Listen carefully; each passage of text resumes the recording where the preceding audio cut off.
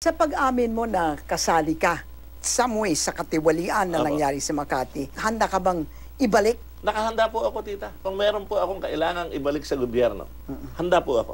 Pero iniimbestiga ka ba ng BIR? Opo. Anong gagawin mo sakaling maging Pangulo si Binay? Diyos ko, sinasabi na ni Abigail Binay, they will not forgive their critics. That means they will forgive neither you nor me. Sa mga Binay po, hindi sila talaga marunong magpatawad. Knowing that they are very unforgiving, bakit ikaw lang ang humaharap sa kanila? Wala na po ibang magsasalita, tita. Pag hindi pa po ako nagsalita, tsak, presidente na si Jojo Binay.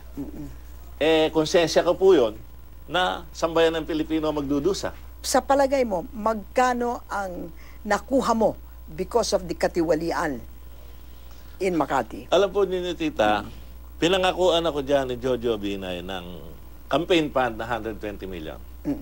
Pagkatapos po ng election ng 2007, Okay. for the 2010 election, At that time, ako. he still wanted you to be mayor of Makati. Yes. Naipon po ako doon ng mga 80 million pesos. In 2009, nagkaroon na kami ng Samaan ng loob. samaan ng loob. In-stop na po niya yun. In addition pa, doon sa mga natatanggap ko buwan-buwan, noong ako vice mayor, Lahat ba kayong mga empleyado sa Makati, ganyan lang lahat po binibigay? ng elected official. Kaya nga po walang nagsasalita kahit isa. Anong gagawin mo sakaling maging Pangulo sa Binay? Dalawa lang ang pagpipilian ko. Ah. Kung gusto kong mamatay agad, huwag ako umalis ng Pilipinas.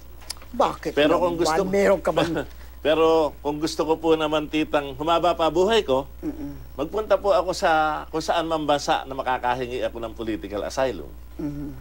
Katunayan, tita, sayang nga, hindi ko nadala yung wallet ko. Bakit? Kaya may nakalagay na nga po akong sulat. Ang sabi ko po ron, para sa kinauukulan, kung sakali pong may masamang mangyayari sa akin, wala po kayong pwedeng pagdududahan, kundi ang pamilya Binay lamang. You're doing all this because you do not want him to be Yes. president. Yes. Ganun ba? Opo. Then you give a message. Kung meron pong isang taong nakakakilala kay Jojo Binay at sa pamilya ni Jojo Binay, pwede ko pong sabihin ako. Hindi po madali itong aking buhay na hinaharap dahil taya buhay po ako dito. Pero ang aking pong panawagan sa aking sambayan ng Pilipino, sana po buksan ninyong mabuti ang inyong mata, makinig kayong lagi ng mga nangyayari sa ating bayan.